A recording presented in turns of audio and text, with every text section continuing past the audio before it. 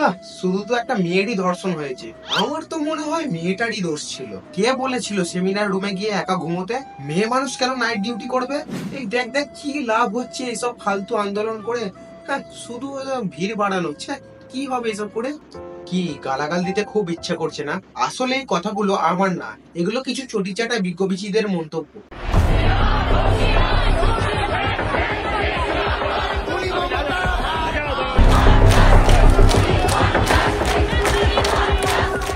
আজকে আর ইন্ট্রো দিয়ে শুরু নাই বা করলাম। 9ই আগস্ট আরজিকর হাসপাতালের এক মহিলা ডাক্তার মৌমিতা দেবনাথকে কিছু হিংস্র জানোয়ার ভক্ষণ করে গেল। যে রাজ্যের সবচেয়ে বড় উৎসব হলো দুর্গাপুজো, যেখানে মাতৃশক্তির আরাধনা করা হয়, সেই রাজ্যেই নাকি মহিলাদেরকে ধরে ধরে গণধর্ষণ করা হচ্ছে। বাহ দোগলা সোসাইটি, বাহ। কোথাও দাঁতের কামড় বসানো, কামড়ে মাংস তুলে নেওয়া, আর কোথাও হচ্ছে সরাসরি প্রেসার দিয়ে শ্বাসরোধ করে খুন করা। কি কি হলে দু চোখ থেকে রক্তক্ষরণ হতে পারে, মুখ দিয়ে রক্তক্ষরণ হয়, যৌনাঙ্গ দিয়ে রক্তক্ষরণ হয়। এই রাজ্যের মহিলাদেরকে লক্ষ্মীর ভান্ডার দেওয়া হয়, কিন্তু লক্ষ্মীর সুরক্ষা দেওয়া হয় না।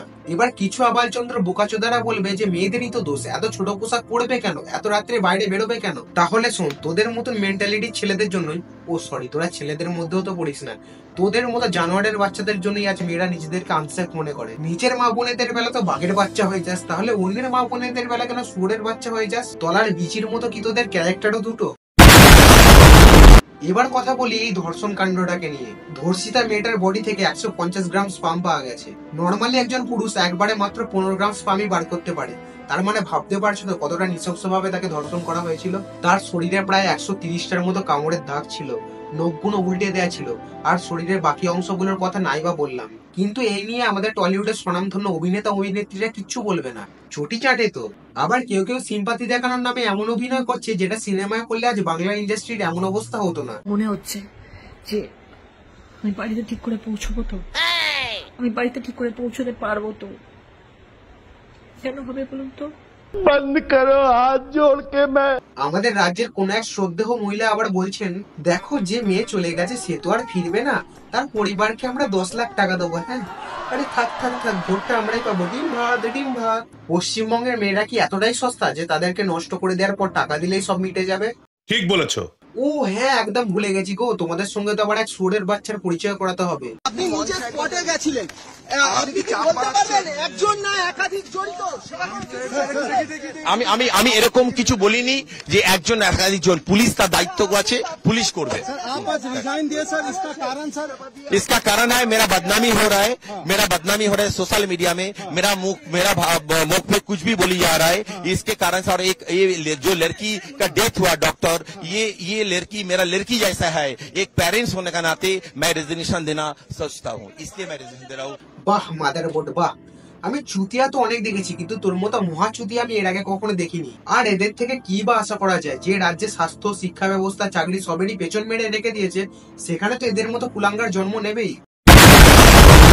3 घंटे तक खड़े रहने के बाद ये दोनों हस्बैंड वाइफ अंदर जाते हैं सेमिनार रूम में, और ये पापा अपने dead body of the girl जिसके मुंह में खून था फोटो खींच के लाके मुझे दिखाते हैं। उन बच्ची का शरीर में कोई कपड़ा नहीं था, पैर दोनों राइट एंगल में मिला गया, राइट एंगल में एक पांव बेड के इस तरफ, एक पांव बेड के इस तरफ मिला गया।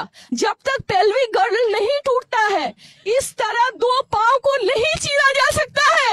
এনারা তাদের মেয়ের জন্য যে কতটা কষ্ট পাচ্ছে, কতটা যন্ত্রণা পাচ্ছে, সেটা তোদের মতো জানোয়াররা বুঝবে না। একটা মেয়েকে কতটা নারকীয় ভাবে যন্ত্রণা দিয়ে মারা হয়েছে সেটা ভাবলেও গায়ে কাঁটা দিয়ে উঠছে। কিন্তু আমাদের সো কল্ড পুলিশ প্রশাসন তো এই সমস্ত কেসকে ধামাচাপা দেওয়ার জন্য তথ্য লোপাট করতেই ব্যস্ত। রক্ষকই যেখানে ভক্ষক, সেখানে মহিলাদের সম্মান কোথায়? এখন তো পলিটিশিয়ানসরা আরজিকর কাণ্ডটাকে নিয়ে রাজনৈতিক কাদা ছোঁড়াছুড়িতেই ব্যস্ত। কোথাও তো আবার দেখছি লোকেরা আন্দোলনে যাচ্ছে শুধুমাত্র সেলফি তোলার জন্য আর ভিডিও করার জন্য। ভাই তোরা এই আন্দোলনে যাস না, বিশ্বাস করে 1 ঘটি দুধেতে 1 ফোঁটা গোচানোর কোনো দরকার নেই। এটা কেন হবে? তবে আজ গোটা পশ্চিমবঙ্গ যেখানে আন্দোলন করছে, প্রতিবাদের আগুন চারিদিকে জ্বলে উঠেছে, বিচার যতক্ষণ না হয় প্রতিবাদের আগুন যেন না থেমে থাকে। লাস্টে শুধু একটা কথাই বলবো, পাপী রাজের রাজ্যেতে অমৃত হয় বিষ, পাপী রাজের রাজ্যেতে অমৃত হয় বিষ। আমাদের শুধু একটাই দাবি, নতুন একদিন বেড়ে চলে বার শয়তানের শিক্ষা উচিত দরকার পাওয়া বড় ছোট হোক যাই অন্যায় রাস্তা ছেড়ে আজ হাসপাতাল